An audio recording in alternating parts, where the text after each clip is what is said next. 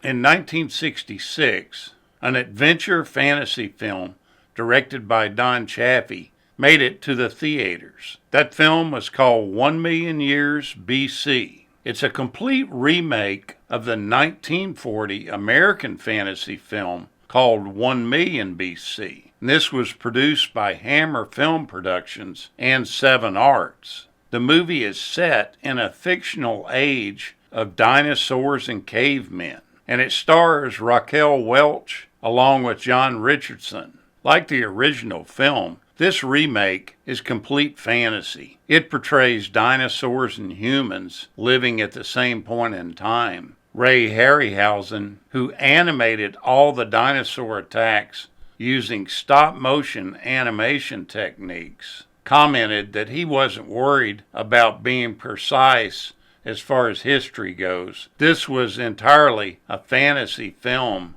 and that he didn't really care about the people that criticized it for its lack of realism. The opening narration goes like this. This is a story of long, long ago, when the world was just beginning. A young world, a world early in the morning of time. A hard, unfriendly world. Creatures who sit and wait. Creatures who must kill to live. And man, superior to the creatures, only in his cunning. There are not many men yet, just a few tribes scattered around the wilderness, never venturing far, unaware that other tribes exist, too busy with their own lives to be curious, too frightened of the unknown to wander. The laws are simple. The strong take everything. The gorgeous Raquel Welch plays Loana. John Richardson is cast as the character Tumak. Percy Herbert plays Shakana. Robert Brown is cast as Akoba. And Martine Beswick is Nupanda. The production of the movie was shot in the Canary Islands, specifically around Tenerife. And this was done during the middle of winter.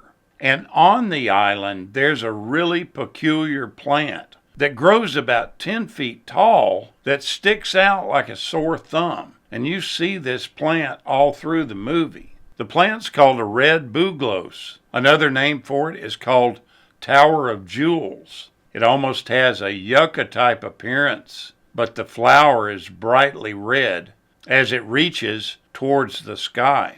Now they took this flower and set them in the beach settings when they were filming. This plant only flowers from May to June and is really found only in the Tenerife mountain zones that are higher than 5,000 feet. So in reality, these plants are out of their element, truth be known. Now there were no active volcanoes that they could use to film the volcano sequences, so they had to build their own. They did that at Associated British Picture Corporation's studio backlot. They built a 6 to 7 foot high volcano, and to make it look like it was erupting and having lava flow down it, they made a mixture of wallpaper paste, oatmeal, dry ice, and red dye.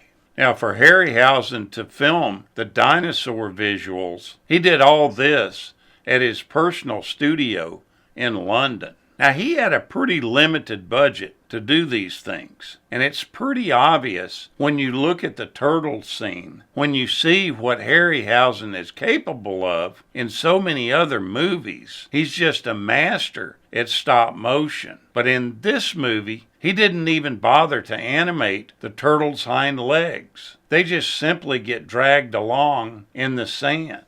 Harryhausen uses what's called his dynamation effects technique in the movie. But because the producer, Charles Chenier, owned the brand name of this, Hammer Studios couldn't use the name in the marketing of this film. The film's producers wanted to come up with a similar sounding name for this process. After originally planning on shooting the movie in Panavision, the producer, Hammer Studios, and 20th Century Fox attempted to come up with an amalgamation of the Panavision and Dynamation brand names into a new name called Giant Panimation. But then they ran into another problem. They had to end up dropping that name because Panavision objected to it. But some of the very early press material had this name already in it. The main character of the film runs into a giant lizard at one point, and this is actual footage of a real lizard. It's not stop motion. And this is really thought to be a reference to the original movie, which was called 1 Million BC, that was done in 1940. And this was one method that they used to portray their dinosaurs. I think it's kind of funny that in the opening credits, you see a disclaimer. It says that the characters and incidents portrayed and the names used herein are fictitious, and any similarity to the names or history of any person is entirely accidental or unintentional. Now, we've said that Raquel Welch is in this movie, and she just really makes it a stunning movie, although she doesn't do much other than run around and grunt occasionally. And she even refers to this movie as that silly dinosaur movie. She thought it was absolutely ridiculous. But I can tell you one thing, it put her on the map. Everybody knew about that poster of her in the bikini. As a matter of fact, you see this same poster in The Shawshank Redemption from 1994. It was used to cover up the hole that the main character was digging out of the prison at.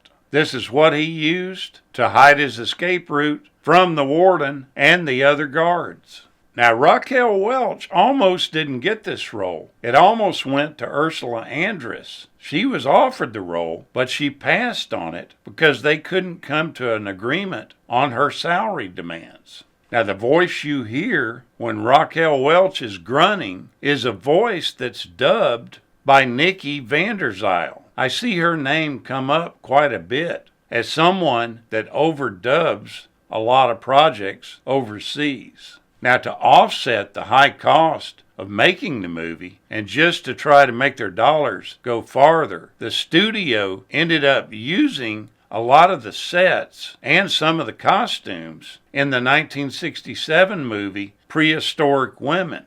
Now, this movie is definitely about the women, and sometimes watching the stop motion is almost comical. Looking back on it, it's hard to rank this movie as a quality picture. But at the time that this came out, this was a popular movie. It had action in almost every scene and beautiful women mixed in too. Martine Beswick is another one of the beauties that's in this film. And it's said that her and Raquel Welch got along great during the filming. She also says that they were offered stunt doubles to do their fight scene, but she and Raquel Welch insisted that they do it themselves. Now, although John Richardson, who plays the title character in the film, is in love with Raquel Welch's character, the truth be known, outside of this filming, the actress Martine Beswick and John Richardson fell in love immediately in this movie. It was like love at first sight for them, and they stayed together for 7 years. Martine has said in numerous interviews that she didn't even have to audition for this movie. You see, she was a Bond girl. That opened doors to her that most people didn't have.